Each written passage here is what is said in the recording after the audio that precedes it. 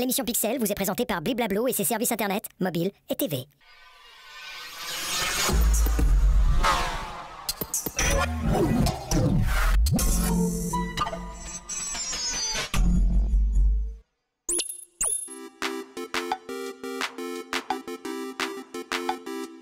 Bonsoir, une mauvaise gestion des réseaux peut coûter une véritable fortune aux entreprises. Alors comment gérer sa réputation en ligne et le bad buzz?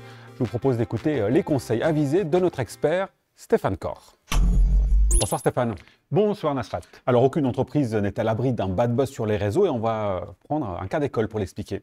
Oui, alors c'est un cas qui est arrivé en France pour l'enseigne Body Minute qui a 450 franchisés. Un centre d'esthétique. Voilà, un centre d'esthétique et l'affaire a commencé en 2022 suite à la publication d'une vidéo à caractère humoristique qui relatait l'expérience d'une cliente qui était quand même plutôt négative par rapport à sa prise en charge. Rien de grave. Non, jusque-là, rien de grave, d'autant plus que la vidéo a fait son petit chemin, elle n'était pas hyper populaire.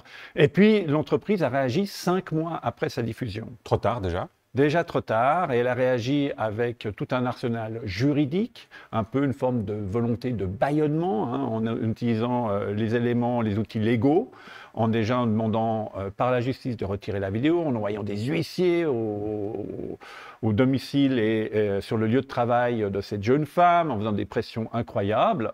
Ce qu'elle a communiqué, elle a partagé en fait son expérience. Je sens venir, Stéphane, l'effet Streisand. Oui, exactement. L'effet d'amplification dont vous parlez, il est venu par le soutien extrêmement fort qu'elle a reçu de la part de la communauté en ligne, d'autres femmes, ce qui a fait ressortir aussi les mauvaises expériences que d'autres ont vécues en disant « mais moi aussi j'ai eu ce genre de choses ».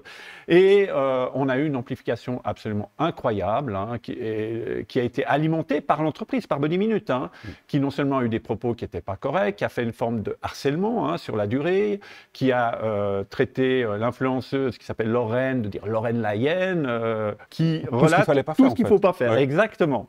Alors justement, c'est peut-être l'occasion d'essayer, en se basant sur ce cas, de dire quelle est l'approche qu'il faudrait essayer d'appliquer dans la majorité des cas.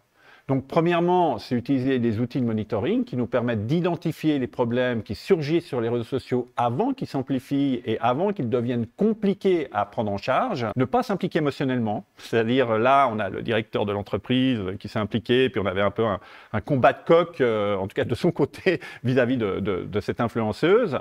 Ensuite, il faut essayer d'analyser factuellement la situation et se dire, concrètement, on a quand même une cliente qui n'a pas eu une bonne expérience. Donc, une fois qu'on a analysé ça, il faut se dire, mais comment est-ce qu'on peut répondre à ça? On peut transformer la critique en quelque chose d'extrêmement positif. Par exemple, on va envoyer une missive aux 450 franchises en disant, on vous rappelle la bonne prise en charge des clients, les mots à ne pas employer. On peut amener à des formations, on peut aussi amener à ce qu'on appelle du mystery customer, c'est-à-dire faire passer des gens pour évaluer la qualité des services, faire remplir des questionnaires.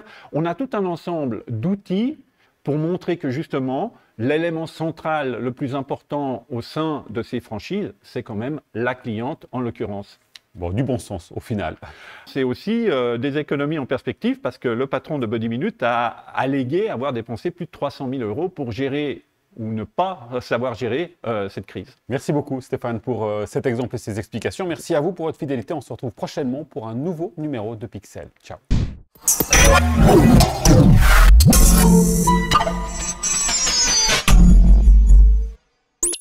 L'émission Pixel vous est présentée par Bliblablo et ses services internet, mobile et TV.